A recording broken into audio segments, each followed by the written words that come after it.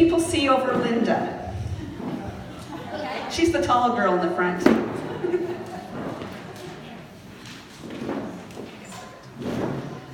Okay, welcome everybody to our Friends of Northumberland Strait event. And we're really, really pleased to see so many of you here. It means a lot to us, and it means that you as a community are very much engaged in this process, just like we knew you would be. So our goal here today is to demystify the environmental assessment registration response. So we're here to review for you what the registration document looks like and give you some tips for going through that document, and then giving you some tips to reply to that document so you can provide the best and most effective response that you can to the province in response to Northern Pulp's proposal. So with me this afternoon is James Gunvaldsen-Klassen. I hope I didn't butcher your name. And we're very pleased to have James with us this afternoon. He is the solicitor for, one of the two solicitors for Ecojustice, who has taken Friends of Northumberland Strait on as a client to help us get through this environmental assessment process. So thank you very much, James.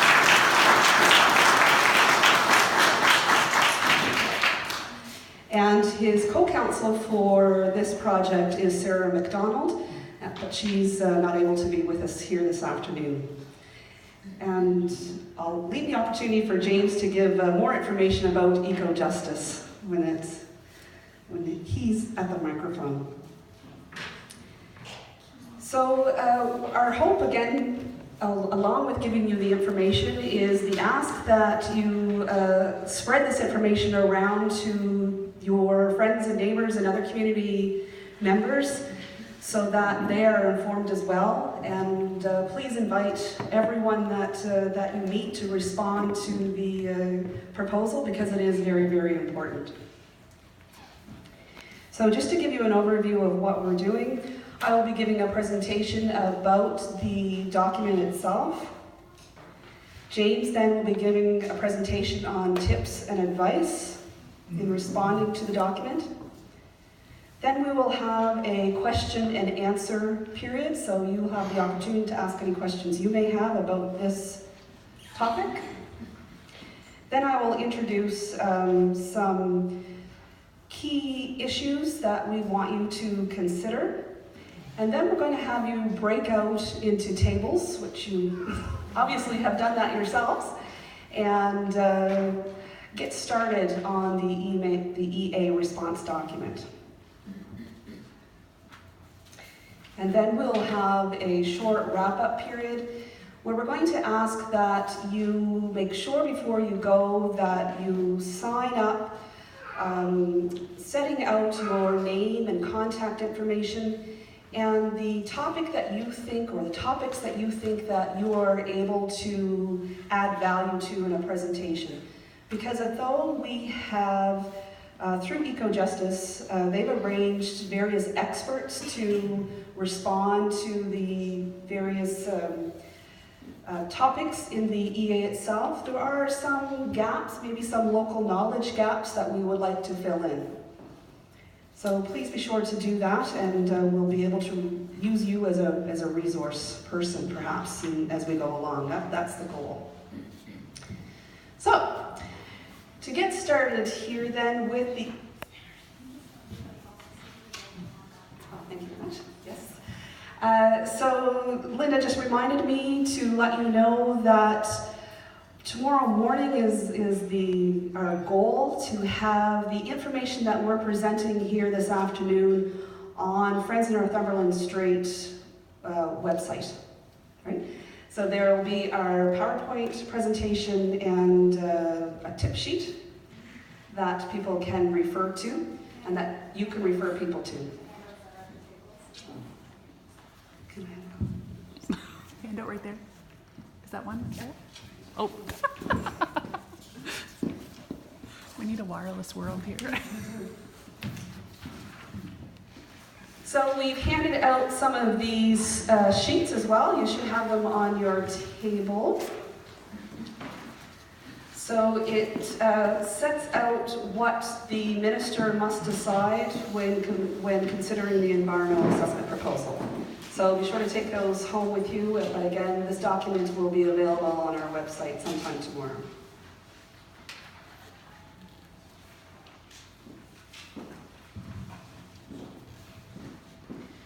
Okay, so I'm going to talk about the overview of the EA registration document. As you're probably aware, it is the document itself is about 1,700 pages, so they tell me. I didn't count all the pages, I'm just trusting that what they say is true in their table of contents. And that consists of, the document itself consists of the body of the document plus a number of appendices.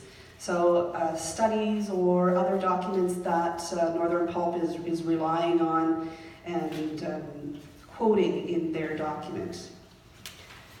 So, as I say, the document itself is daunting when you look at the number of pages that's involved. And although some of us are reading it page by page, and I hear many of you are as well, you may feel that because the document is so large, you don't want to tackle all of it. So I would encourage you to do it anyways, but maybe after a review of what's in the document, you can pick and choose yourself as to what portions of that document you want to review to make it easier for you to digest. So the beginning of the document is the table of contents. And actually, before you get to the table of contents, there is, oh, no, there's not. Okay, we can go to the next slide. The first part following the table of contents is the acronyms, abbreviations, and definitions. And I think this is an important part. So whenever you're going through the document, I should backtrack a little bit, you should always have this table of contents in front of you to refer to know where to find everything that you need in order to help you understand the document. So the acronyms are multi-paged, and of course it sets out all the abbreviations that Northern Pulp is using throughout the document. So you might turn to page 252 and see the term BOD and wonder, what does that stand for? So of course you turn to the list of acronyms and it'll tell you that BOD is the biochemical oxygen demand.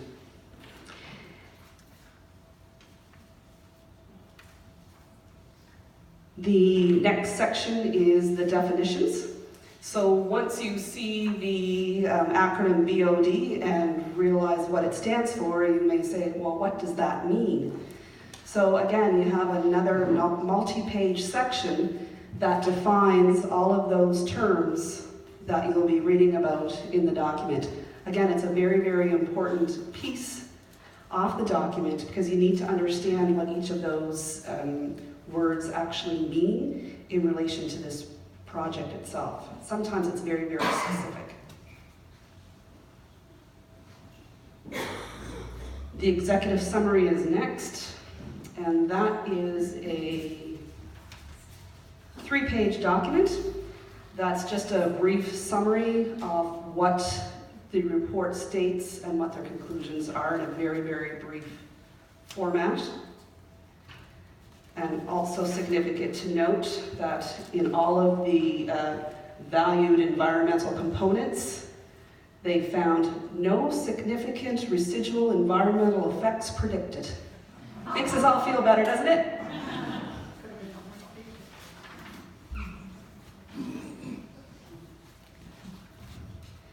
So then we have the introduction section.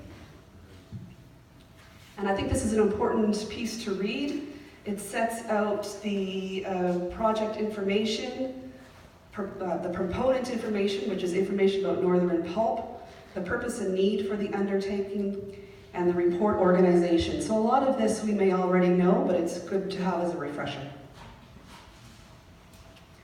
Environmental assessment approach sets out background and history of the project. It tells you what an environmental assessment is, sets out the context for the registration, and gives you an overview of the environmental planning and management considerations. Regulatory environment sets out the regulations and other pieces of law and legislation that is relevant to this project. Project justification and alternatives considered. In this section, they set out the other ideas that they had for solving the effluent issue and why those particular methods were not chosen in this particular case. And then we got a project description, which again, I think is another important piece for people to understand, because this sets out the project footprint area, for example. Sometimes they call it the PFA, so it sets out what they see as the area that's going to be impacted by the project. This is where they describe the project as far as what the infrastructure is and the various components. They're describing the phases of the project and the activities in each of those phases. They set out a schedule, the labor, the emissions and waste discharges, and environmental planning and management. So again, I think you need a basic understanding of all those things before you review the document more specifically. Public, regulatory, and Indigenous engagement. I think that kind of speaks for itself. It sets out the steps that they took to engage the public and regulatory bodies and the Indigenous people, Indigenous communities about this project. Environmental assessment scope and methods. So it sets out how they went about this, how they selected what they refer to as the valued environmental components, which you'll read a lot about, or VECs, sets out the study boundaries and the factors that they considered when setting out their scope and their methods of the project. So section 8 is a biggie, and it's probably the one that you will refer to perhaps most often because it specifies the various valued environmental components, and they discuss how this project is going to affect each of them. So there are, how many of those? 19, I believe. 18 of those, and I'll just go through them quickly. So they talk about the effects of this project on the atmospheric environment, on the acoustic environment, soils and geology, surface water, groundwater, freshwater fish and fish habitat, wetlands, flora priority species, terrestrial wildlife priority species, migratory birds and priority bird species habitat, harbor physical environment, water quality and sediment quality, marine fish and fish habitat, marine mammals, sea turtles and marine birds, socioeconomic environment, Indigenous peoples' use of land and resources, marine and archaeological resources, terrestrial heritage resources, effects of the environment on the project. So these are the various heads, as I said, that they will be commenting on in this particular section. So if you have an interest or specific knowledge in any of these areas, this is where you're going to go to find out the details of those projects, what they have considered, and what they say to be the effects of the project on these various headings. So keep that one in mind when you're responding.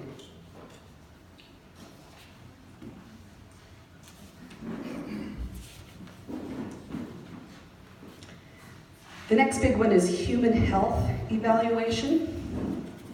If you have any background or specialty or interest in human health, you'll want to really dig into this section because it tells you how they propose to study the human health effects of this project and what they think the results of human health will be.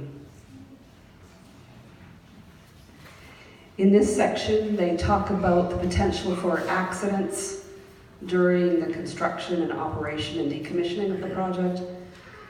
They'll talk about potential malfunctions and unplanned events. So you'll see in this heading how they view those as affecting the project and what they're going to be doing to make sure that there's going to be no ill effects as a result of those headings. In section 11, they give you a summary of the residual adverse effects and environmental effects. I'll just give you a heads up on that. The answer is there will be none. Section 12, cumulative environmental effects assessment. So here is where they discuss what cumulative effects there will be as a result of the proposal. So not just immediate effects on what immediate effects the project will have, but what ongoing effects the project will have on the environment. And again, spoiler alert, there are none.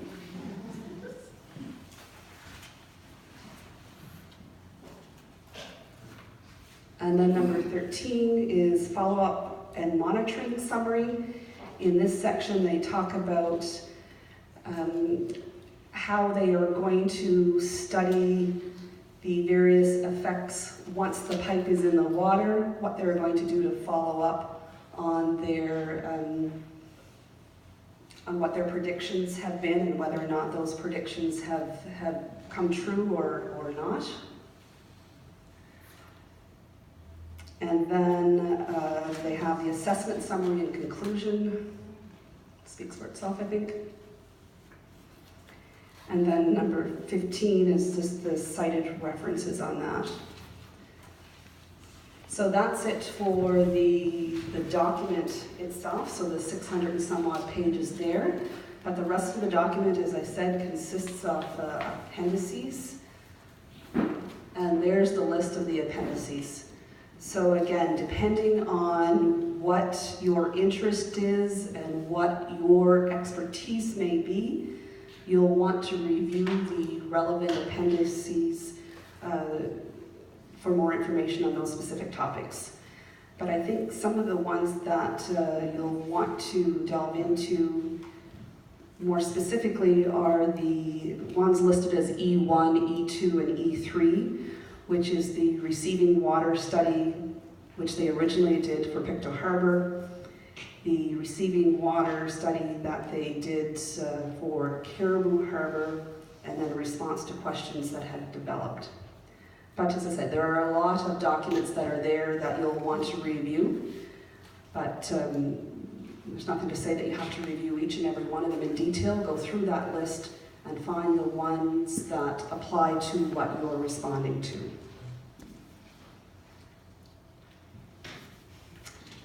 Thank you.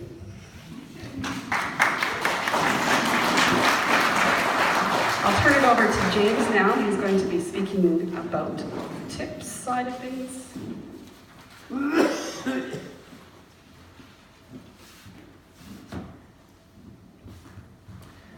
Thanks, Jill. Probably I don't even need to say this, but I think you should be very grateful to Jill and Barb and Linda and the other friends of the Northumberland Strait for all the hard work they've done.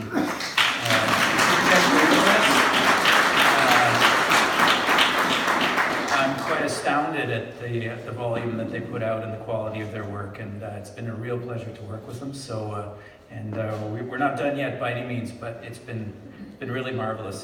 They're a fabulous client, and we feel really lucky.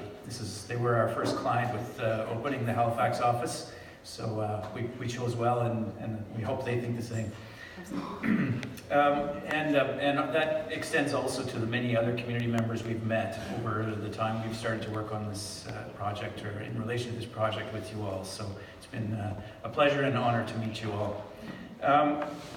So I'll get into the tips in a minute. I just wanted to just talk a little bit about the importance of your involvement first before we get into the details of that.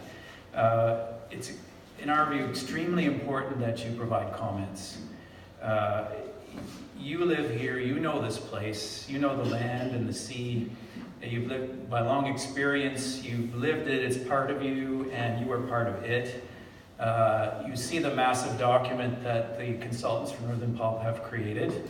They're consultants, they're paid to do this, and they've done a decent job with what they had. But they know this is a kind of a case study. They know it based on bits of data they've gathered here and there. Some of it is 30, 50 years old, some of it is newer. But they take this data that they have, and there's a lot missing, but they take what they have, and they feed it into their models, and they feed it into their programs, and they come up with a very amazing document like that. But it doesn't really tell the story of what this is going to do and what the effects that it may have. And you all know this place, and so it's up to you to say where they've gone wrong, and also what the place is really about, and what it looks like, what you've observed over the time you lived here, and for those of you who are fishers, what you see of the water and how it, the dynamics, and we've talked to some of you about this information already, but I'm sure there's many more, much more out there that could be helpful. And when you, as Jill has said, we really encourage you to read the material that Northern Pulp has prepared. And I think for those of you who are interested in the marine side of things, the Section 8, there's certain sections of that. It's really good for you to review that. It would be very helpful to see, because it's containing assumptions made from various studies and so on, but it may not reflect the reality that you experience every day when you're out on the water. So if you see mistakes, point them out.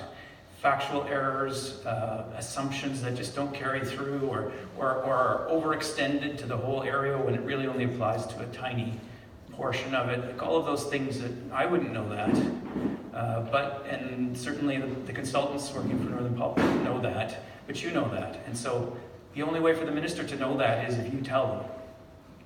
You have to tell her because you know.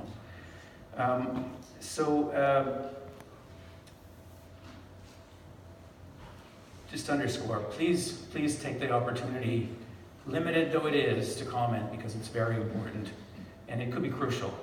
You could make the difference. So I didn't prepare this slideshow, but I've looked it over and I really appreciate the hard work that was put into it.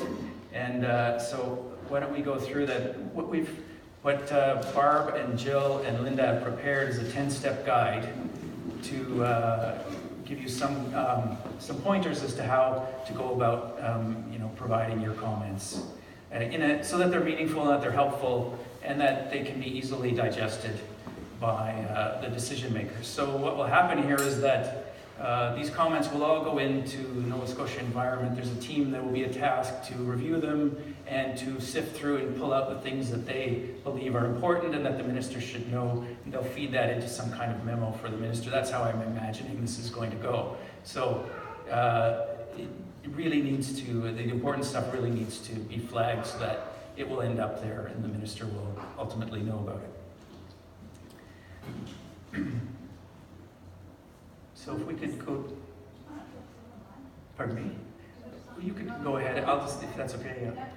So the first part is how the process works. We'll just go on to the next slide. So everybody knows there's 30 days to do everything. Northern Pulp has had 4 years to prepare this, and we have 30 days to respond. It would be easy to be cynical about that timeline. However, we're going to make the best of it, and we're going to use this time. And we've got a huge amount of knowledge in this room, and your neighbors, your colleagues, your co-workers all have knowledge that can be contributed. So there's an awful lot that we can do in 30 days. And the deadline, by the way, is March 9th. It's a Saturday. I would say get them in before that if you can. Don't wait till the last day. Get them in before that. There will be a sort of push on to get this done because the minister will have only 20 days after March 9th to actually make a decision. So chances are some of this may be fed inwards before the 30 days is up. So get them in sooner if you can. But if you can't, then at least do it by March 9th.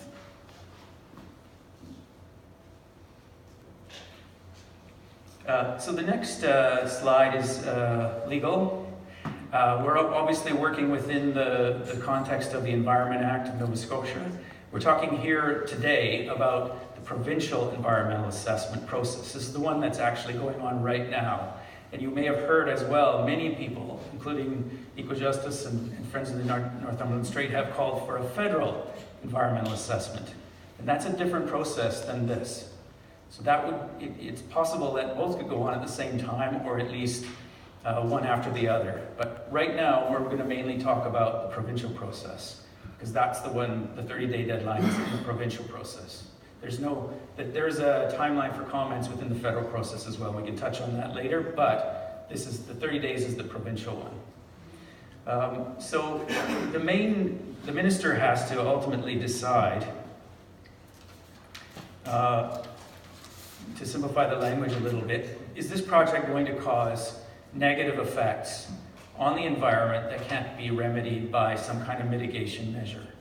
So it could be any, the environment is described very broadly, but it could include the marine, the terrestrial ecosystems. It could also be socioeconomic, meaning does it affect people's livelihoods? Does it affect culture? Does it affect other factors? But primarily the physical environment. And then it will look for, the minister must decide if there is going to be an adverse effect on the environment from any of the activities proposed by Northern Pulp. And then and if there are adverse effects, are any of those going to remain after mitigation measures are put into place? So, and as Jill already leaked to you, they believe there won't be any effects whatsoever. It'll all be fine. So I'm sure that's so. You can go into the next slide. So these are some definitions. I won't go through them in detail, but there's a handout with all this information on it, which you can take with you if you want it. We're going to post this, maybe I've said already, we're going to post this online. Jill and Barb will put it online, and Linda, so that it will be available to review after today. And I wouldn't get too carried away with all of the definitions. You just need to know, is this going to harm something? And explain why. I mean, that's the ultimate goal of your comments. And then there's some details about what, we can go on to the next. Okay, and then there's also on this handout, there's a list of the things that the minister needs to consider when making a decision about whether to approve or reject the undertaking, or to ask for more information from the proponent. And those are set out on the back of this handout here, section 12 of the regulations. So I should just tell you briefly about the decisions that could be made. The minister can approve the undertaking, can reject it if she finds that the effects are too bad and can't be mitigated. Or the minister could ask for just precise information from Northern Pulp about certain topics, certain aspects of it. Or the minister could actually go on and order a focus report, which would be a report on a number of issues, probably. Or the minister could actually say, no, we don't have enough here at all. We need a full-blown environmental assessment report. And that's if that last choice was made, it could be 3 more years before there's any decision on this. And the other gradations are a bit of less time, each of those in between. So this is just a page about the court hearing or potential legal proceedings that could arise after the decision. So we encourage you to submit comments now, because you can't put them in afterwards. We have to do it now so that it shows up, we call it in legal terms, on the record, because that record then would go to the court at some point in the future if anyone ever decided to mount a legal challenge. And so that information you would write in would be there on the record and could be used by anyone challenging the proceeding later. But you can't put in information later in court. It's not a trial where you would call witnesses. It's a place that deals with the paper that's already been submitted now. So the next section, and if you have questions, by the way, I think there's a period for questions and answers later, so feel free to save them up, or if I'm missing something important and you want to ask now, that's fine too.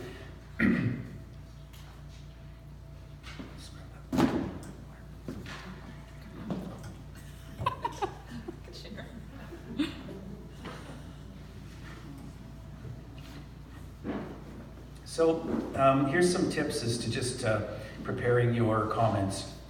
Obviously, you want them to know what you're writing about. So you want to make sure you identify the project this is in relation to. And it's called the Northern Pulp Replacement Effluent Treatment Facility Project. And you'll see that everywhere in the document as well, the environmental assessment materials that Northern Pulp filed. And then identify yourself. So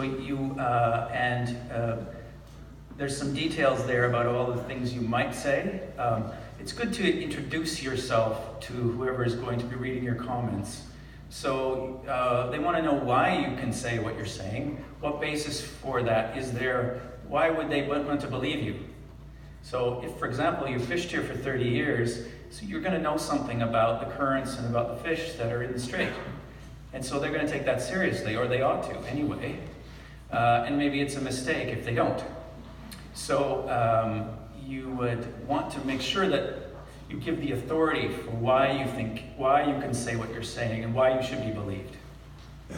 And of course, there's also the idea of formal credentials, like whatever education you might have, or your trades, or your experience. But experience and observation may be probably more important in this situation than university degrees, I would say.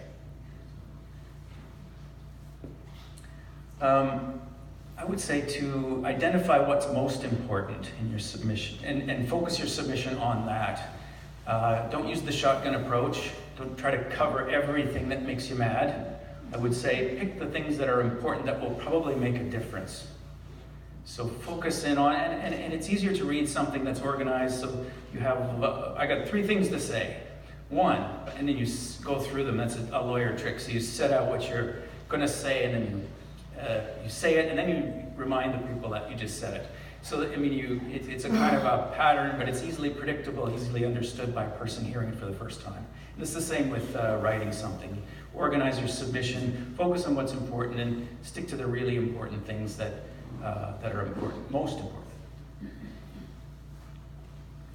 And just following on that, make it point by point. So your first point, say everything that you need to say about that point, then finish it.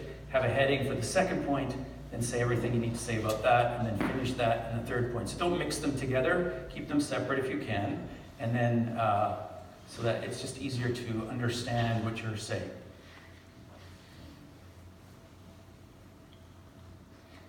One of the things that you will probably be uniquely situated to do is to identify problems in the materials that Northern Pulp has presented. As I said, they're based on data that may be drawn from multiple sources, from old studies, from studies done for another purpose, and so it will be incomplete patches of data. It may be misinterpreted by Northern Pulp, or it may be wrong to begin with.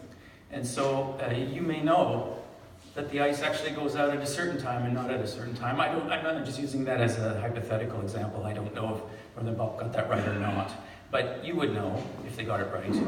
And so those are the kind of problems we're thinking of that you would be able to speak to. I don't mean just ice or marine stuff, I'm focusing on that, but it could be anything. It could be what you observe in the wetlands, or on the route along the highway to Caribou from the causeway where the pipeline will go. So it could be anything that you observe and you think is important.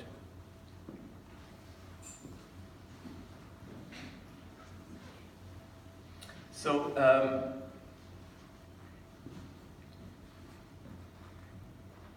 information that points to a different conclusion or demonstrates greater risk. So they will draw on conclusions in the materials. If you think that something is riskier than the way they characterize it, you can say that, but you need to back that up and say, this is why I think it's riskier, or this is, the conclusion they've drawn is incorrect, because they're not taking this or this into account as well as what they've said.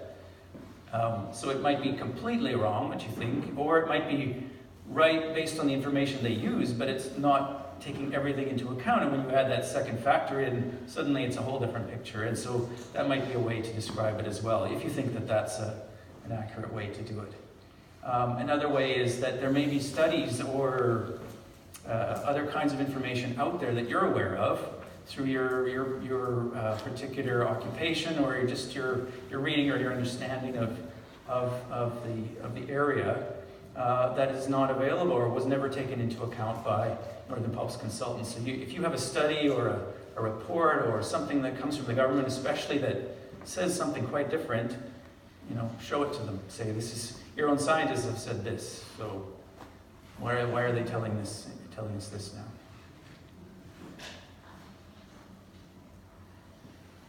now? So here's another tip. When you're looking at the materials and describing what your comments or providing your comments, use the materials that Northern Pulp has prepared and has submitted as maybe as one of the points that you're responding to. So instead of making an assumption about what Northern Pulp has said, actually look at what they're saying. So you take the quote, you say, they say this, that's wrong because. So don't just say, Northern Pulp says it's going to be okay. I mean, that they do, but I would say be more specific than that. So find the section in the environmental assessment that says the thing that you're challenging.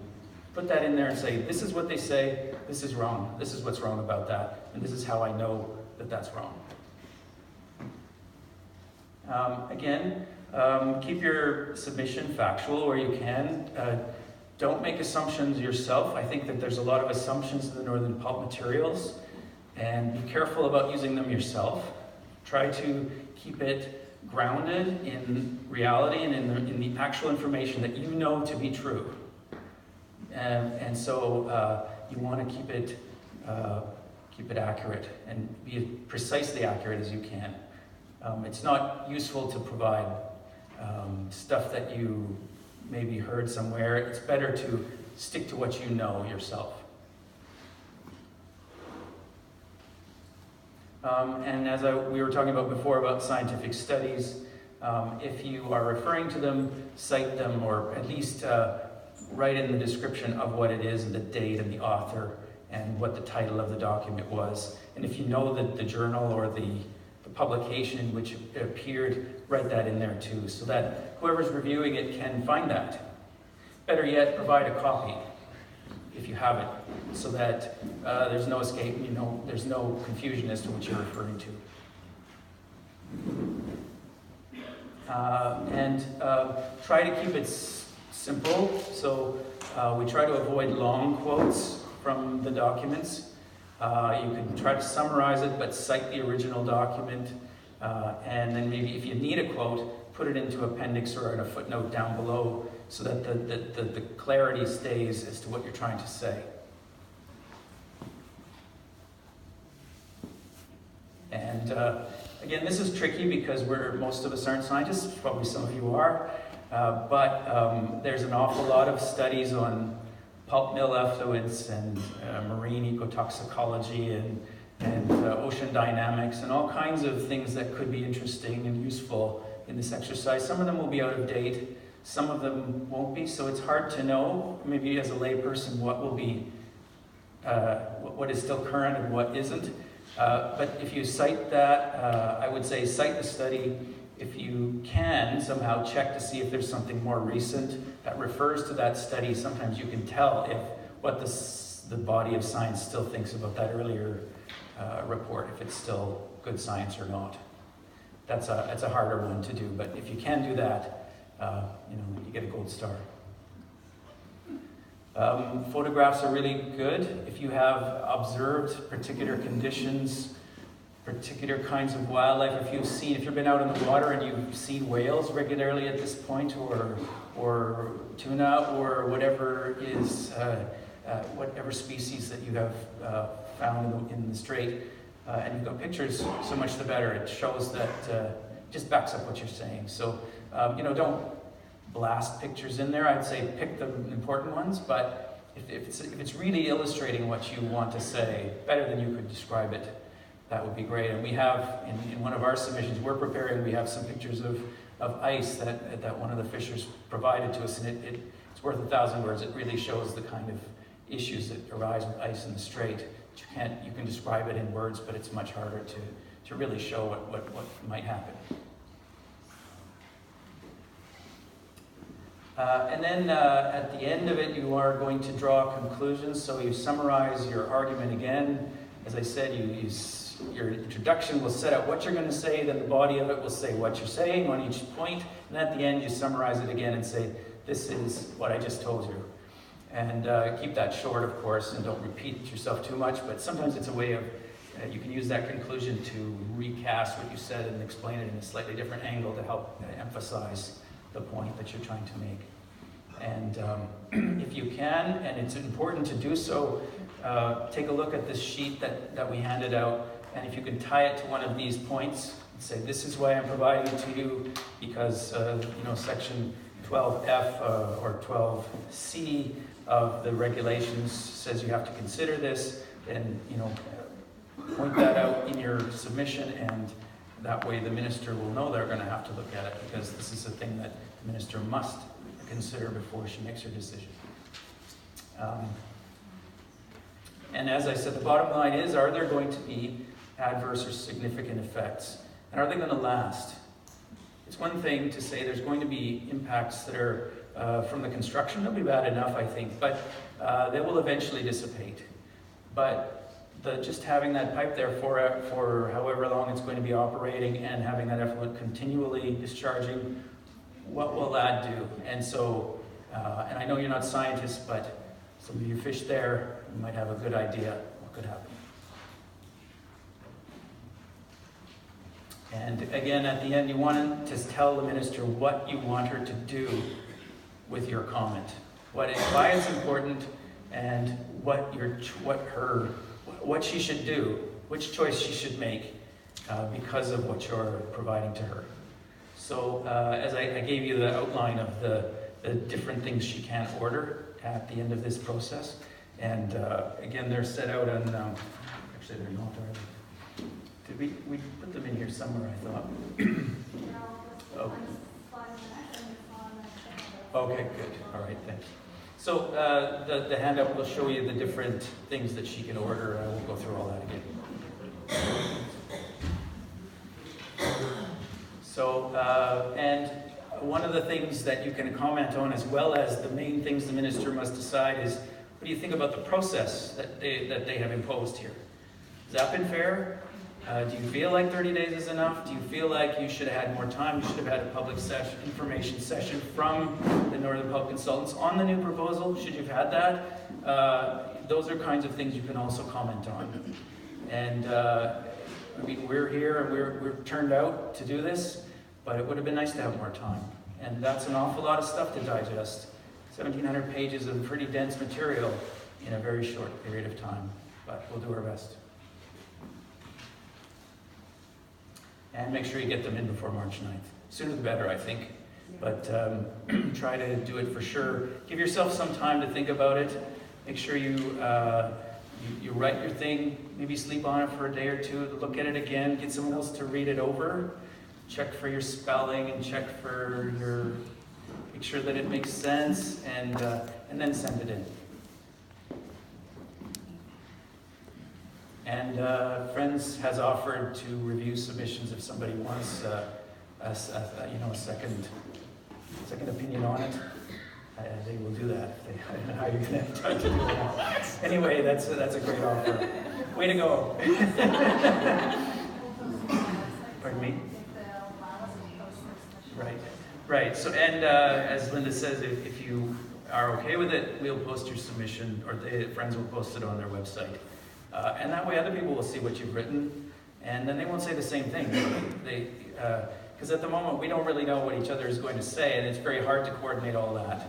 So, but if you see them starting to get posted, you may get a better idea of what people are saying, and you might decide, oh, I'm going to take a different view of that, or I'll take a different angle because someone's covered that. That was my concern too. Or you can say, I agree with the comment on, February 25th from person X, but I just want to add to that and say this. So you can do that too. And so we have some handouts for you that Jill and the friends have prepared, and if you have questions, we're going to be here to answer them.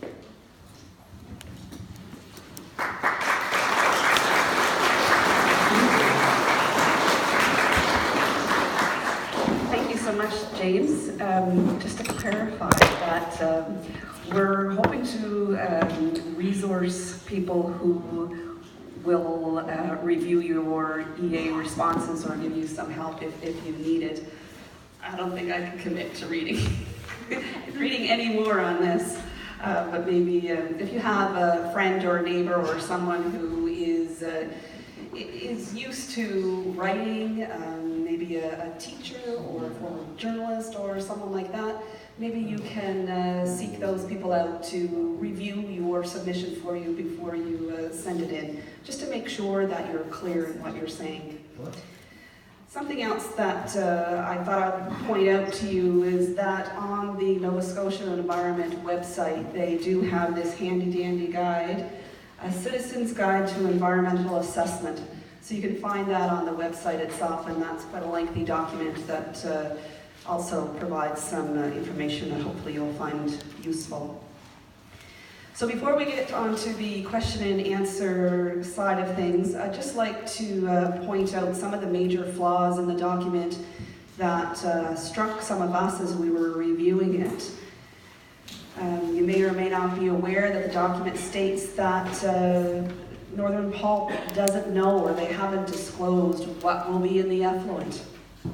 They don't know the concentration levels of the substances that's going to be in the effluent. So that sounds to me like a big gap in information. How are we going to know what the effects of this effluent is going to be if they haven't told us what's going to be in it and at what concentrations? We do have raw effluent data that was provided to us from the Boat Harbor remediation team. So the team that has been put in place to clean up Boat Harbor itself. They have done some testing throughout the last couple of years, and we were able to obtain the raw effluent data from them for the composition of the effluent that's currently flowing into Boat Harbor untreated. So we think that's a useful piece of information for those of you who are have some specialty or understanding of the various components in effluent, and that's something that we'll be putting on our website for you to access, so you can use that for whatever purposes you can. We also noticed that there is insufficient data or information about Caribou Harbor itself.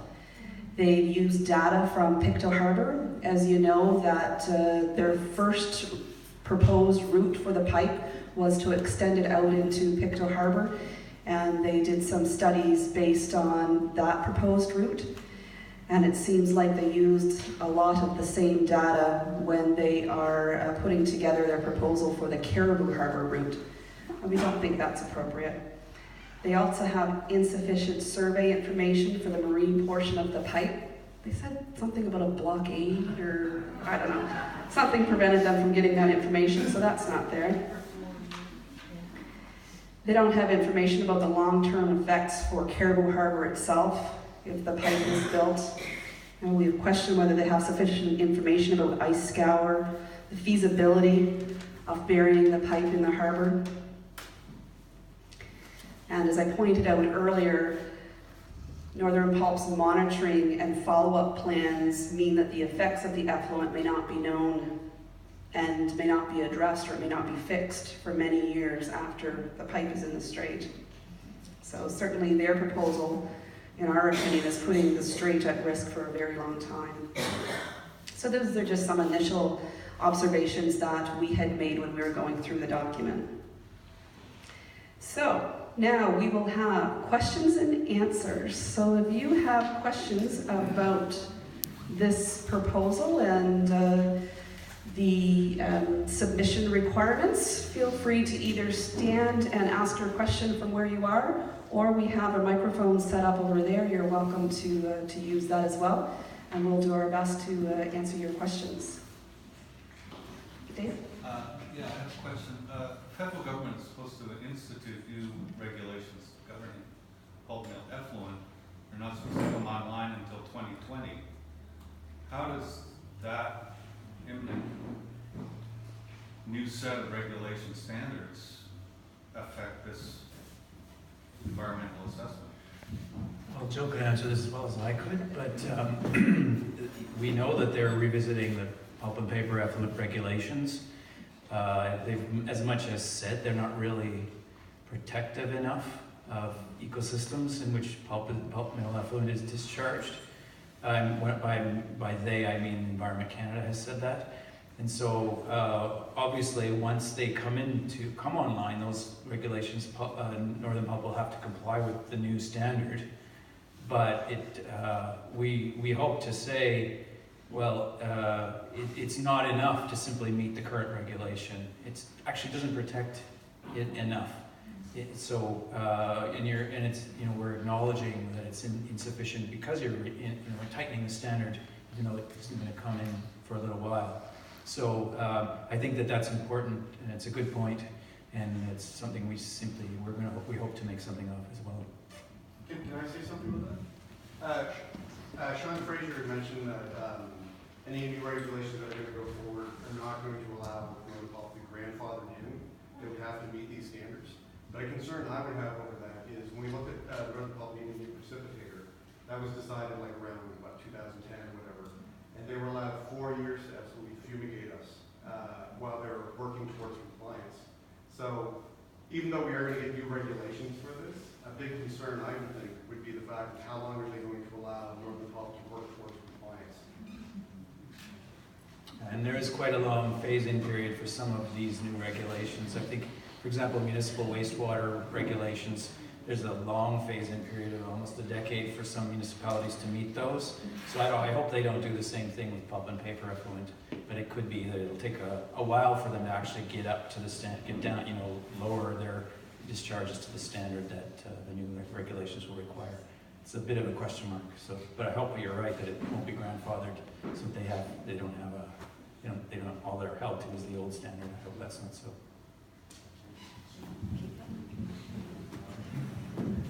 Hi. Does the my one submission, does that represent a certain number of folks that haven't submitted as having a similar opinion? Do you know if there's a kind of a ratio for that? I know there used to be some back in the day if they just snail mail, but today I'm not sure. I don't know what kind of rule of thumb they would use. I would say they'll probably consider it as from one person. So I would say if you have other people that share your view, either do a joint submission or get everybody to send the same thing in.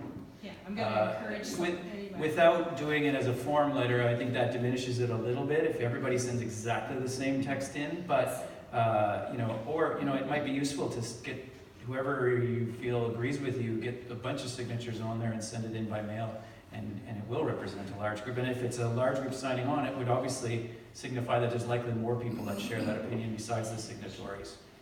Great, thank you. Our organization did a form letter, and we were told by our lawyers, the more form letters, we have a better chance of getting out there. 1 or 2 letters get thrown in the garbage, but hundreds or thousands got to go forward.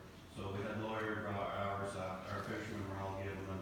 We asked our wives, our helpers, everybody to sign them. So this is what you're doing, right, making this. So why can't you make up a letter for everybody to sign, and we all send in one of them? So if 100,000 letters ends up on their desk, they got to pay attention. Well, I mean that's a good approach, and I think that was good at that point that you guys did that. And I don't know if the Friends have considered doing a form for those people who don't want to do their own letter, but they do want to signify their objection. If there's a form that you could post on your website and have people use if they want to, I don't know if you want to consider that, but I mean, part of what we're trying to do here is to encourage people to give their own knowledge. So everybody's is going to be different because everybody knows something different. And so it's not just saying I object, or I object for these sort of basic reasons, which probably we all mostly agree with. We want to say, and that it isn't the situation they're describing is not actually what's out there. And that's not necessarily capable of a form letter, so there might be two ways of doing it. So anyway, I don't know if you've thought of the form letter or not, or if that's something you want to do, but certainly, at least the point of today is to try to encourage you to give your own information, as well as whatever else, to register your objection, because I think those are both important, but the information is key, I think, right now.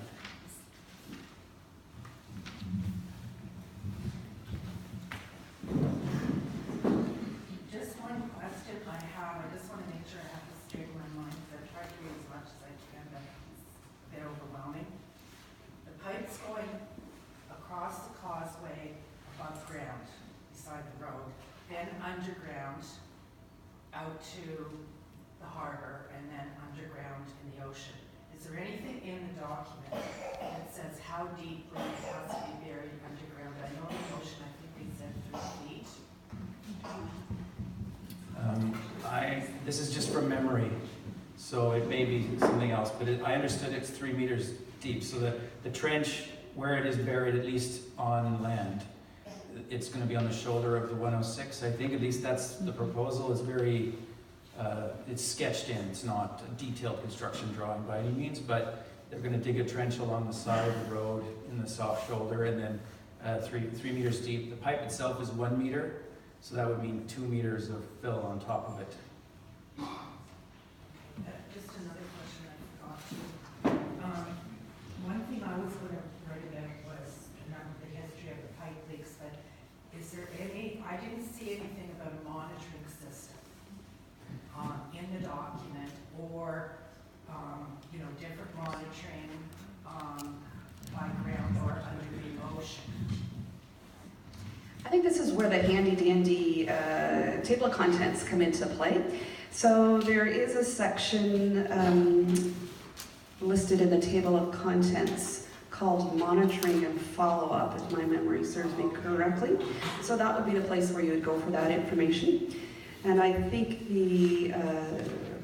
going back to your earlier question about digging the trench, I think that you would find that in the table of contents as well, where they have the project description under section 5. I think that's where I would go first to look for that information.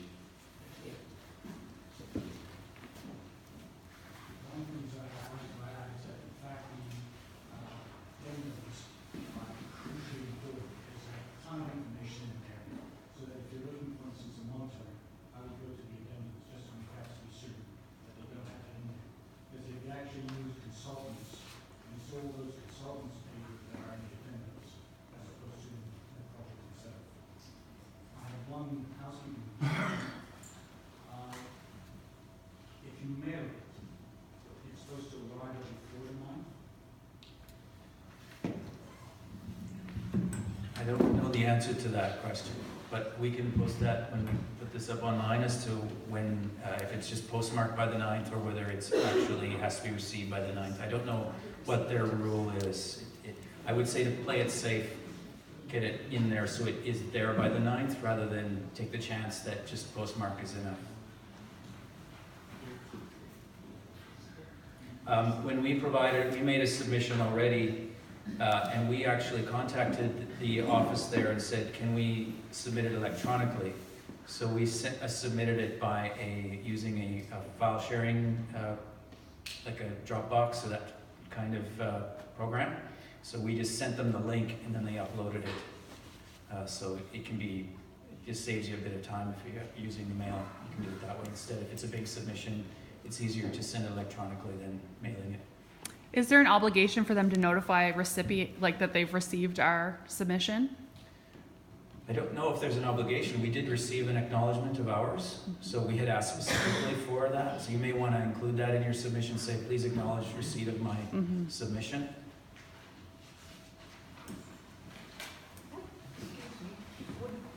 Do they tell you anywhere in that document where that pipe is going? Is it going on close to the lighthouse, or is it going on the other side, like across the ferry channel? And where it might come out, whether it's on the beach in front of Caribou Island, or whether it's more towards Victor Lodge area? There are some maps in the materials, but they're not very precise, and they don't actually, as far as I know, delineate the actual route of the pipeline, especially in the marine area.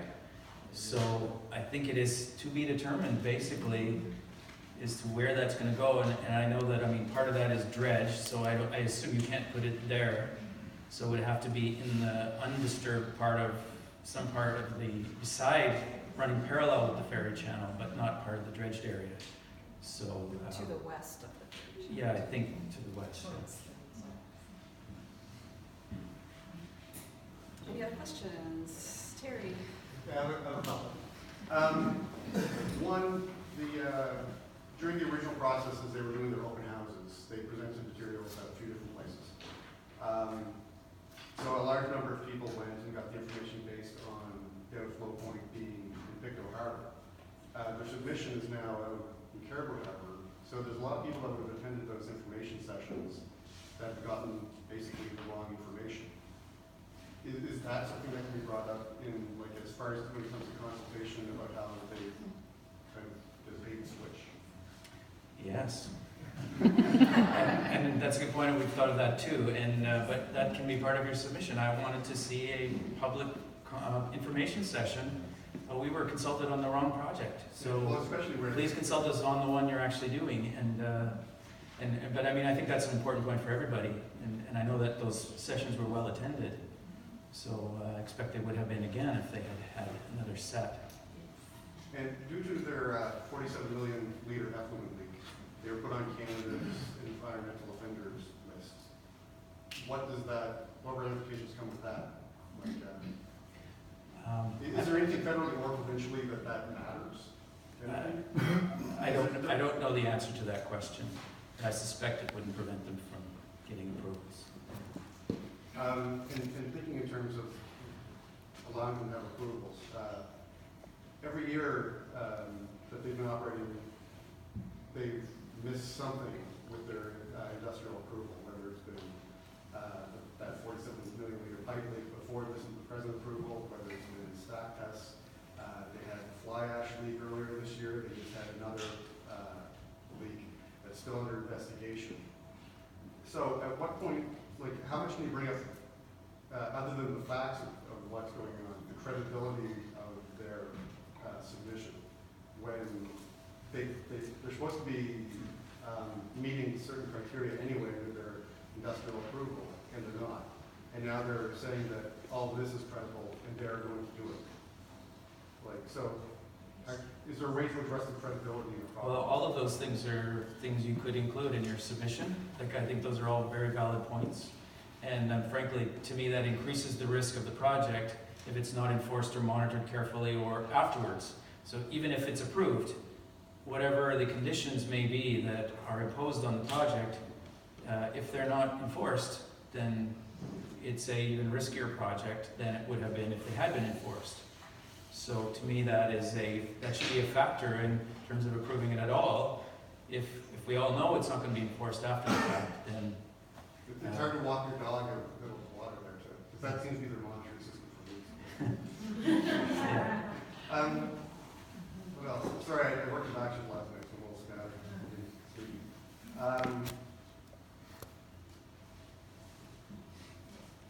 I'll probably let somebody else on the floor for a second. You might pause back and head off. I'll stand up here. Any other questions? Yeah, I'm just wondering, is there a way to kind of just make a synopsis of some of the, because it's such a huge thing for everyone to kind of talk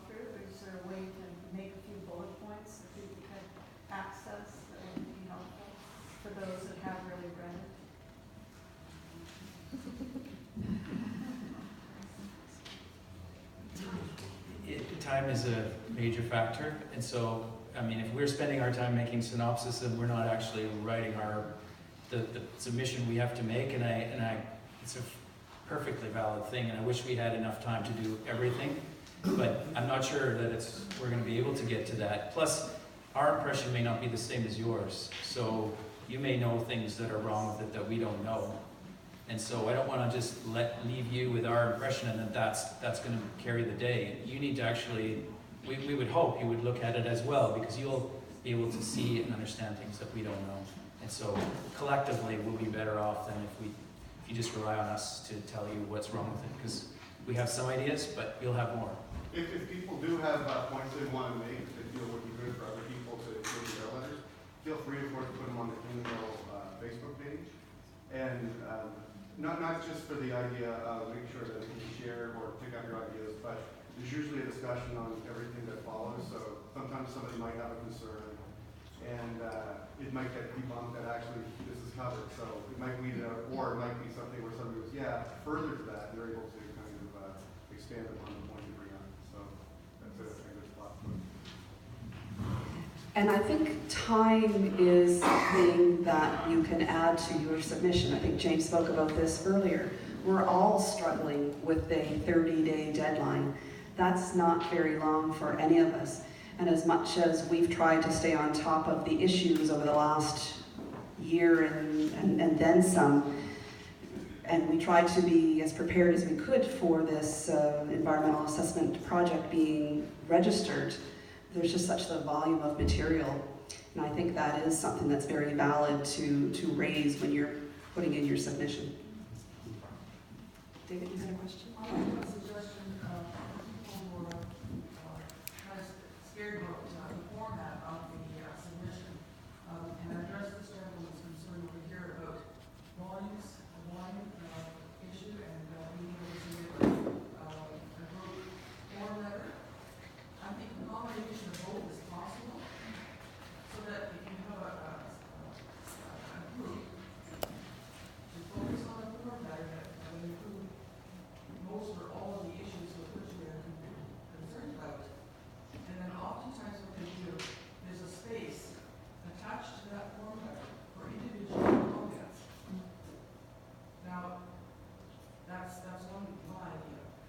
The other idea is that you would have a form letter, and then people are able to read the form letter, bells ringing from the form letter, help them decide maybe how to format their own personal letters, so you can combine both. It's just a suggestion. No, that's a very good suggestion. And going back to my comments I made originally, one of the things that we want to accomplish in this meeting is, a list of people and what you can offer to this process. We are a very small group of volunteers, and if anyone can add, help take the load off by maybe preparing a form letter, that's certainly something that we would welcome.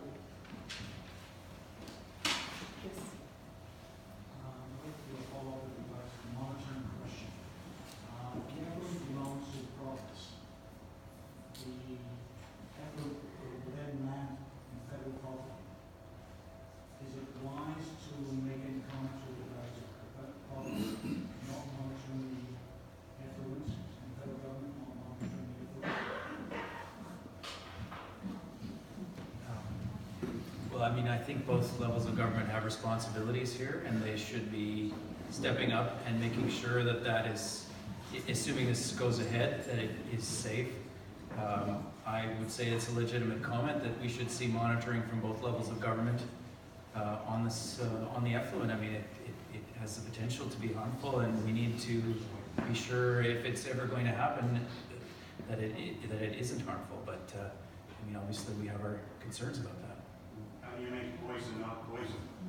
That's exactly what it is. And one of their things on the effluent was just add more water, dilute it more. And that's coming right from Ottawa. The head of our association goes to all these meetings in Ottawa, and that was one of the things they said. So he told me if you drink before you're around, you'll be drunk. If you drink before you're around in a gallon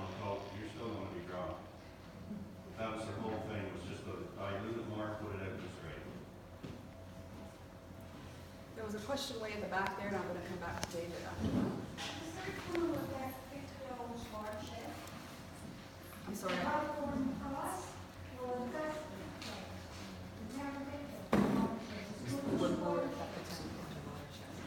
Well, I mean, obviously we would hope it wouldn't, but the pipeline will pass through a significant portion of the watershed, and that's a major concern. What about the construction of it? Would the construction of it cause any concerns? They, in the environmental assessment materials, they do talk about construction-related risks or potential impacts. And so that's a good place to start if you want to get the idea of what kinds of things that might happen. Obviously, you know, you'll have to form your own conclusions about their assessment of the risk and the likelihood that these things will happen, and then the harm that could be caused. But definitely, harm can happen both from construction or operation, or decommissioning is the third thing, which is probably way down the road in terms of years. But any one of those stages could be harmful in a given situation. Or if it springs a leak, it goes right into the water system. Yeah, how pertinent are points related to the sort of the cultural use of recreational use? In other words, you have people boat there, kayak. Monroe's Island is a bird sanctuary, you have a provincial park. That whole area is used, for recreation and appreciation of nature. So is that a pertinent point, or does all have to be science? Those are perfectly pertinent points. Those are all very important. And as I said, socioeconomic factors are also part of the definition of environment, and those are to be considered as well. And I mean, to the degree it's important, there are economic aspects to even those activities that you're talking about, but the bigger thing is the culture of involvement of your community with the terrestrial and marine ecosystems, and the uses you make, or just the value and the inherent value of those systems to stay there and remain as they are. That's worth a lot in itself, and so all of those things should be factors that should be considered. And if I could just add to that, one of the ways that I've noticed that Northern Pulp has gotten around that issue is that they set out the project footprint area.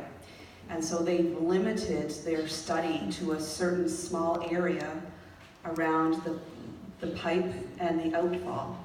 And if I'm remembering correctly, and I think I am, that they're saying that the outfall area really doesn't affect the public's use off the Northumberland Strait.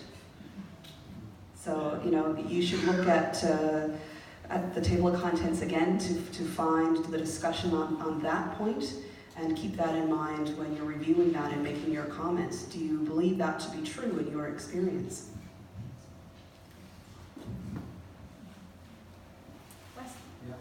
Maybe further to that point too, I get, and Jill's probably going to tell me to keep reading, but I've yet to see any concern for tourism and the impact on tourism.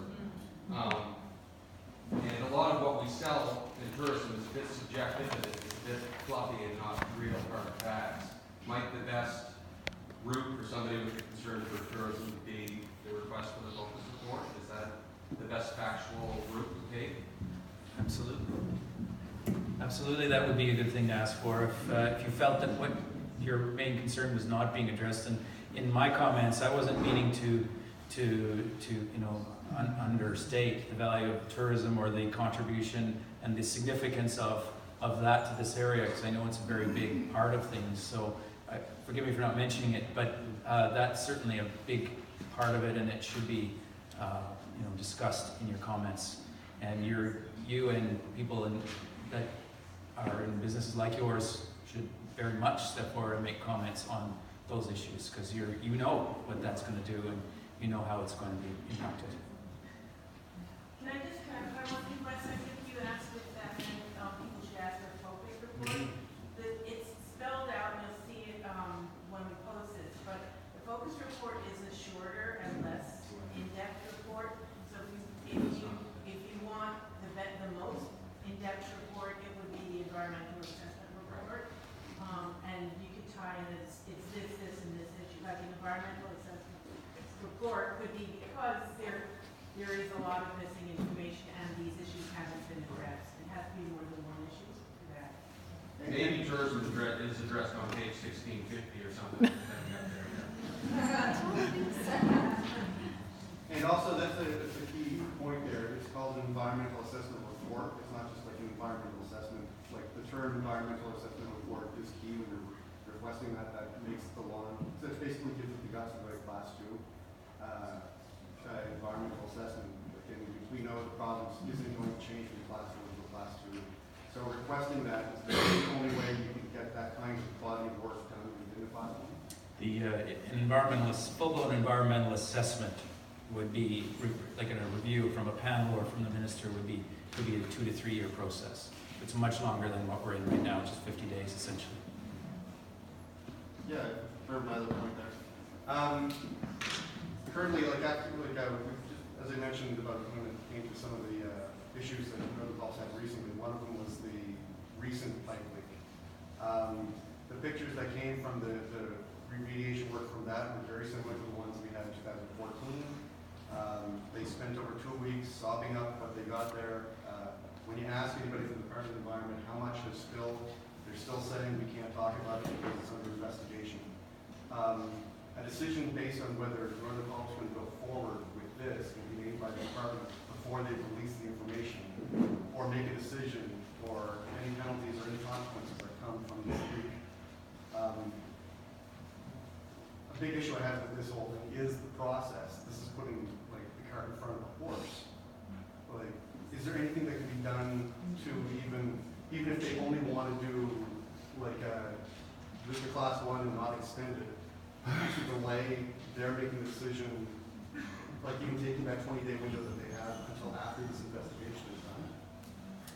There's no particular legal process for that, but it certainly could be part of your comments, and that's probably the best we can do as far as I can see. There's no sort of legal hook on that one as far as I can see, but certainly make it part of your comments, and it does undermine the credibility of the whole process, because obviously the department has information that we don't have and we don't even know what it says. And so how are we supposed to comment on that aspect of things, the leak and the enforcement of it and the cleanup and whatever sanctions may or may not be imposed as a result? And there's also comments going forward for the federal assessment, which have to be in by February 25th. So commenting on things, concerns we have with the entire process of Nova Scotia dealing with it, like whether it's conflicts of interest or a case like this, is probably a good point to bring up with them when we're having concerns of whether this whole process is being done correctly. Yeah, I think that the feds are likely not to want to get into the conflict of interest thing. They want to stay out of that in terms of they won't make a call on, they wouldn't jump in because there's a conflict on part of the province, although it is a compelling circumstance as far as we're concerned. But I think the main role of the feds, they're supposed to make a decision on designation of a project and whether to order a federal assessment based on public concern, and I think I've heard a few people objecting to it, or that there are the potential for significant impacts. And that's all they have to do at that level to decide if there's going to be a federal assessment, is there the potential for impacts. They don't have to know if there's going to be impacts yet, just the potential for them. So theoretically, they've been provided with all that and more already. I can show concern over the process then. Pardon me? When I'm addressing it to the feds, I can show concern over the process. Sure. And I mean, I think that's all tied together ultimately, but I think the feds won't want to address that specifically. I think they'll want to stay out of it. So it's my understanding that Ecojustice had served or received letters to Northern Builders regarding to step down on this pipe project, and her response was basically no. Is that correct? Well, we haven't had a response, but yes, on behalf of our client, Friends of the Northumberland Strait, we filed a submission. Some of you will know about it. I think it's on your website. Is that right? And then we said the minister's in a conflict and gave the reasons and the legal basis for that, and that the minister should step aside. There was a statement to the media in response, but we haven't received anything. As far as we're concerned, we need a formal decision on that. So what will happen? Are you able to speak on that if she doesn't step away from that project? What would that lead to? Well, if the minister did step away, then the whole process would have to stop because there's no decision maker. And so it would have to be delegated to someone else. And our submission was that it should be delegated to the Federal Canadian Environmental Assessment Agency to conduct a federal environmental assessment. And so that it would stop this process, it would be halted halfway. The materials have also been provided to the feds. I think Northern Pulp knows that this is a possibility, and so they've also filed it there too. So if she didn't step down from that position, would that lead to like a chance to present it to the Supreme Court? That's an option. We haven't made a decision on that. Yes. Do you happen to have a mailing address for the minister? We flashed by it on the projection. Since we're going to be writing letters, it seems we should write them all to the same address. I would hate to have them go into some dead letter box. For one thing, the address is posted on the website that has the environmental assessment materials on it. So if you're aware of that one, that's the province's environmental assessment website has a page for the Northern Pulp effluent treatment facility project, and they do provide the address. And there it is right there. Thanks, Linda. So the address is right there. So if you're doing it by regular mail, then you can send it to that postal box. And you can also do them online. There's a little template, and you can actually fill in your comments and then submit them electronically. Or as I said earlier, you can prepare a submission, maybe put it into a PDF format, and then serve it by way of sending it through a Dropbox link or something like that. Maybe phone ahead and say it's coming and can you watch for it, and then ask them to acknowledge receipt of it when it arrives. So those are several ways you can submit. Just make sure that you're signifying that it is on in relation to the Northern Pulp Effluent Treatment Facility project.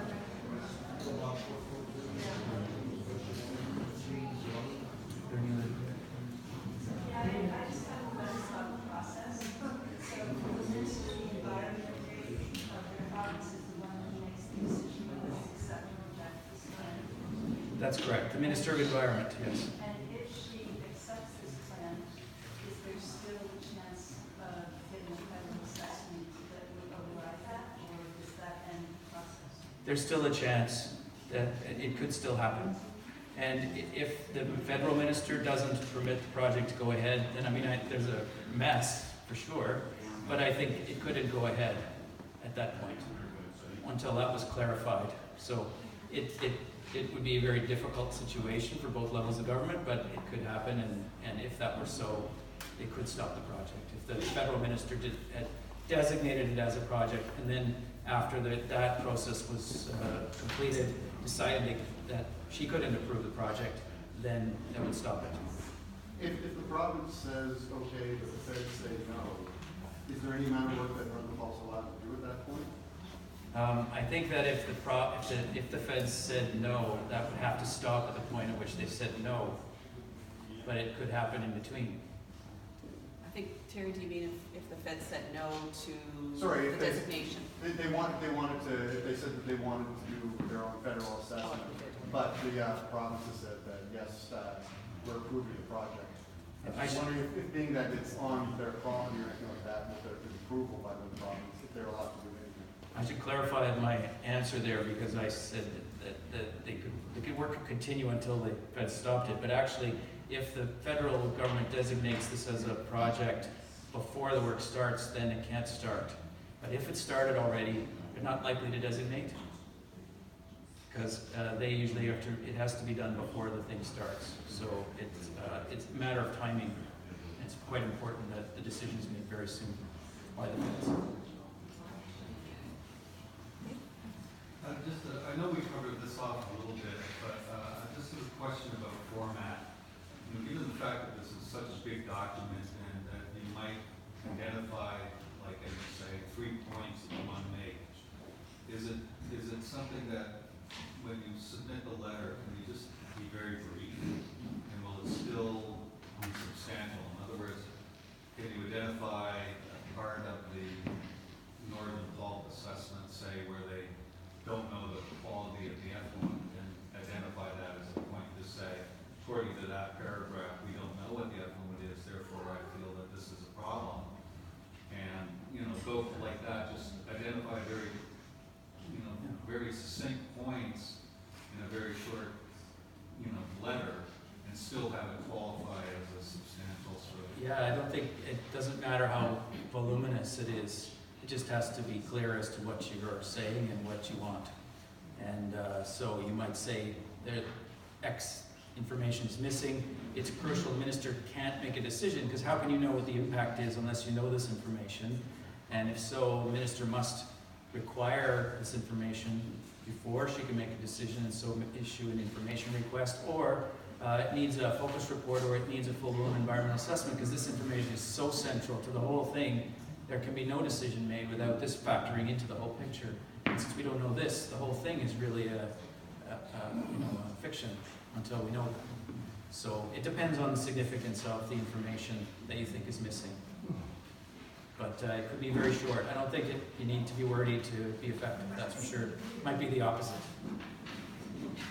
Shorter the better, as long as it hits hard and it's clear. There's a question. I'm not a public speaker. Let's get that out first. I'm a fisherman, and one of the species that I fished last year, we lost our certification. There's just that handy of being certified because of the right rails. So the process starts all over again this year. What that means is that our products being shipped to the States and Europe, it can't be stayed as you. Sustainable. So, if this pipe goes out, it's not going to be pickerel lobsters. It's not going to be Northumberland lobsters. It's going to be Nova Scotia lobsters or PEI lobsters, New Brunswick lobsters. It's just not here that this is going to affect. And I think everybody should realize that. And my second point is boat Earth. 2020 should be recognized in tech. Thank you.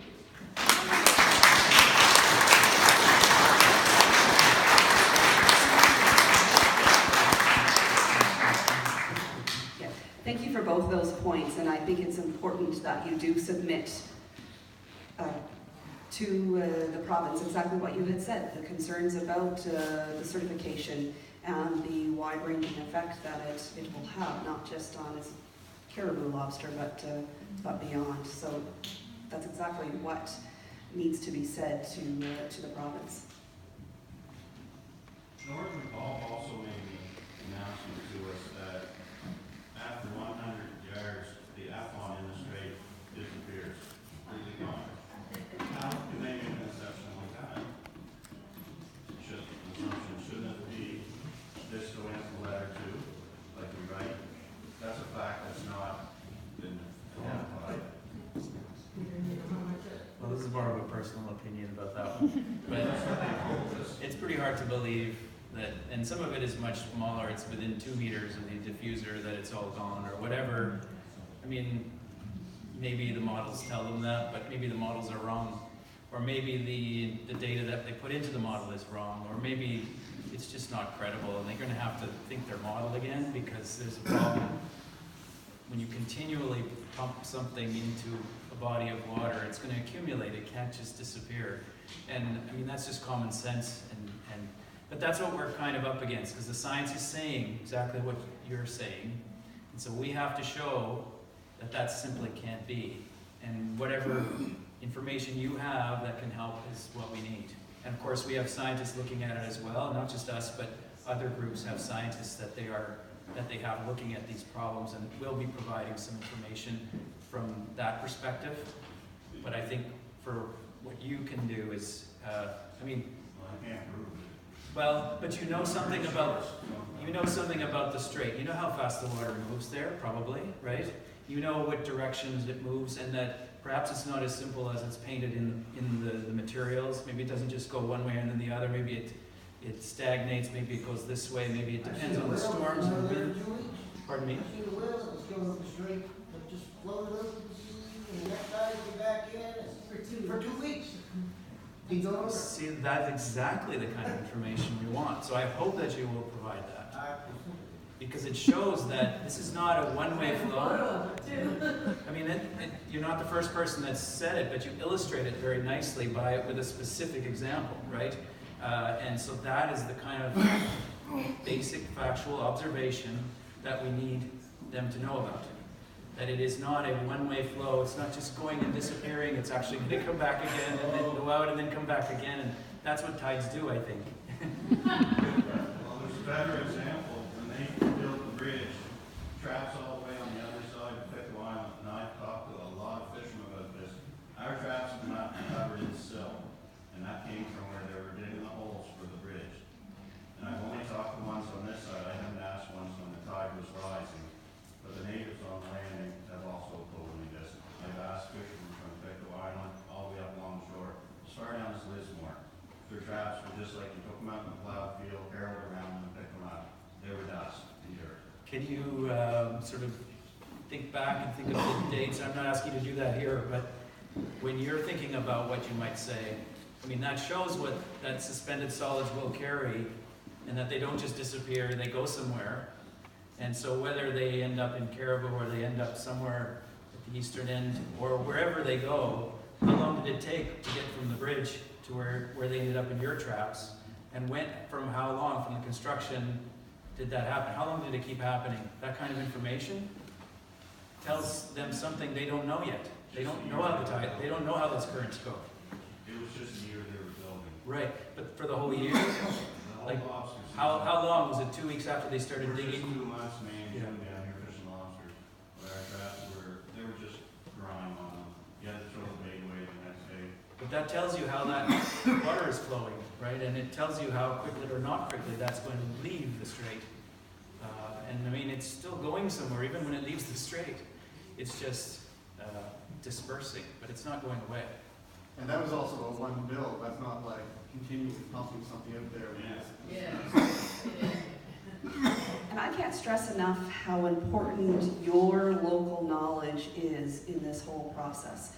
I think oftentimes we see these reports, they look pretty, they're really, really long, and you think, ugh, they've covered everything, I really don't have a whole lot to add. But that's not the case here. I'm suggesting that each one of you have that local knowledge. You guys know the strait. You know the beaches and what washes up, whether it's whales or anything else. That's crucial, valuable, very, very important information that you absolutely need to put in writing and send to the province, because those types of those types of stories, they're not stories, but those observations and the knowledge that you guys have just because you live here is vitally important for this whole process. And please don't underestimate what you can contribute, because everyone here can contribute. Just to add to that, the application is like the water is in a swimming pool, but what we live is not a little swimming pool, it's this wonderful dynamic environment, and that's what's missing from that application. It doesn't acknowledge that, you know, it's not a big swimming pool with tight little edges. And the strait is very unique, and Caribou Harbor is very unique. And it's that uniqueness that we need to get out there. We need to inform them of that. So the bottom line really is that, you know, it's all well learning about our knowledge of, our own knowledge about science and all of that. But look at the bottom line risk overall. There's a legal term for that, I can't remember it. But I think there's grounds for that, isn't it? Isn't there a term that, okay, because there's a lot of knowledge lacking on our part and their part. A lot of things they don't know, and a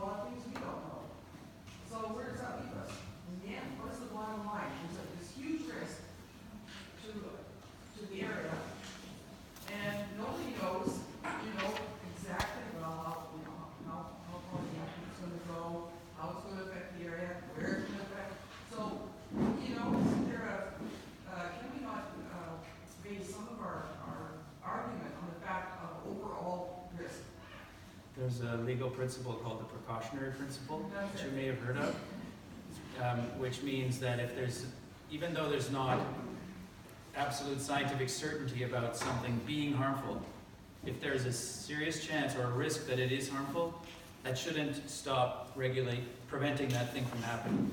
Even if we're not absolutely sure it's going to hurt, if we're not sure, but it stands a decent chance of it hurting, then that's enough to stop it. And so, I mean, clearly that's what's on everybody's mind. A, that we don't always have all the information that we need, and I don't think it's all in this document that they've filed. And you know, without that extra even if we had that extra information, we might still not know if this is going to harm the strait. But right now we know that firstly, we don't know enough, and that there's a serious risk, and that should be enough to say no to this project. I mean, that's the kind of thing that we can say. We know 100% sure it's going to. We asked the guy at the first meeting why it wasn't recycled, and he said it either pipes and machinery are too fast, and then he got a real bad look from higher up people that were there to run the plant. So when these pipes and machinery have got bad, they can't use it because it's too expensive to rebuild. How can you say it's not going to be harmful? That should be 100%. And we also asked them to just drink some in front of us, so we'd all walk away and support them. They would drink it. Yeah. We tried to narrow Roberts on it. I read that the outfall is supposed to be 20 years down. Where it shows on the map, it's pretty close to the lighthouse in terms of the angle. And I know I sailed around there and I hit bottom. I was just wondering if anybody will be disputing some information in regards to the depth of water at Trent. I don't know if that finds that way. Well, there would be a lot of people here that would know that better than I do, but the problem is, I think one of the problems is that there's no precise location for the outfall in terms of exact, X and Y axis to say exactly where it's going to go. But the suggestion in their materials is that if there is a deeper channel in the Caribou Channel there, and that's going to go at the bottom of that channel, which is a small, narrower bit of the much shallower channel, bigger channel. So there is a deeper part which you can go into, but it doesn't really solve the issue of burying pipe at a much shallower depth, and that being exposed then to ice and all the other influences. And they dredge. I'm not familiar with the area up around Caribou, but is there any buried telephone lines or electrical lines on the Pickle Island that this would come into play? I don't know the answer to that, but perhaps someone here does.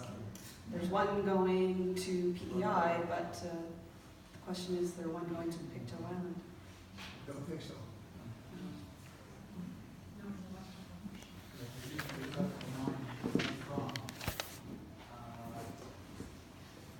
Put down on our side, goes beyond. But I think that's it's finished now. So that's Still there. it's still But they do dredge the strait too, they dredge for the ferry. That's right. Another Yes.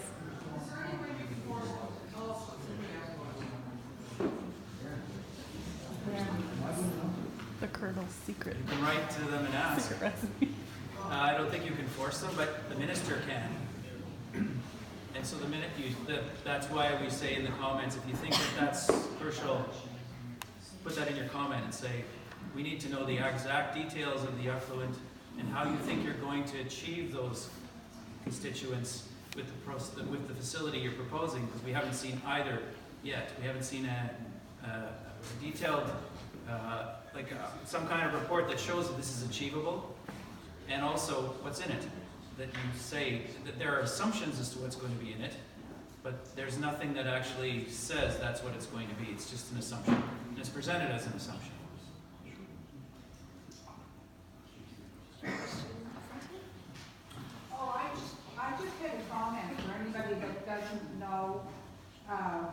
the end of Caribou Island, and where the bell buoy is.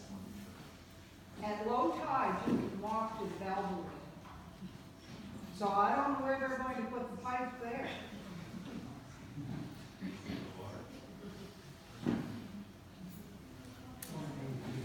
Again, another important comment to provide to the province.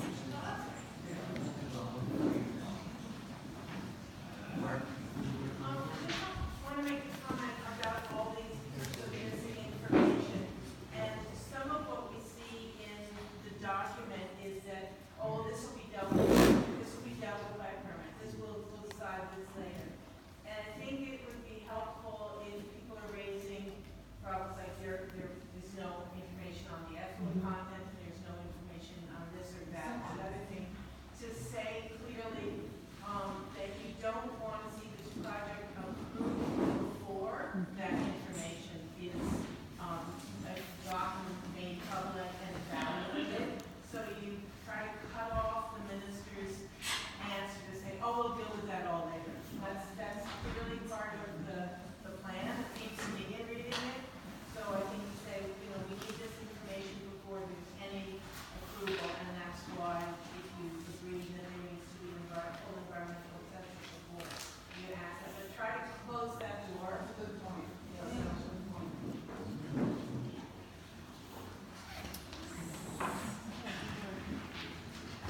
So we're about 3 o'clock, which is what we had stated would be the end of our presentation. We would like you to, as I said earlier, use the pads that are on your tables there to write down your names and your contact information, telephone numbers, emails, and what it is that you think that you can offer to us by way of information, what it is that you have a background in that you could help us with. Are you a healthcare professional? Are you an engineer? Do you have local knowledge for whatever reason? And we will hopefully use that information to make sure that we have all of the information that is required to make a full response to this proposal. So, is there anything else I should be addressing before we call it a day? Joe, maybe just a plug for Thursday morning at the cost center, CBC morning show. That's right. So CBC Information Morning will be broadcasting live from the DeCoste Center Thursday morning from 6 a.m. to... What's that? 8:37. Yeah. To 8:37. Ish. And then they're there in the evening to do their supper hour show as well. So our understanding is that the doors are open at the DeCoste Center for people to go in and watch the show live. I'm not sure what sort of comment period or anything that they'll be having on that. Maybe others know that, but yeah, that's more exposure for the project. And as I said before, if you could talk to your friends and neighbors and others about this project, we find that one of the challenges that we've been trying to overcome from the beginning is getting the word out there. We don't have a budget for billboards in downtown Halifax, but I think that we have a lot of concerned citizens who are willing to do that legwork, and that is very, very important. So it's also very important that you guys all came out here this afternoon. We appreciate that very, very much. And please don't underestimate what contributions you can make, and please make your submissions by March the 9th. So thank you so much for coming out.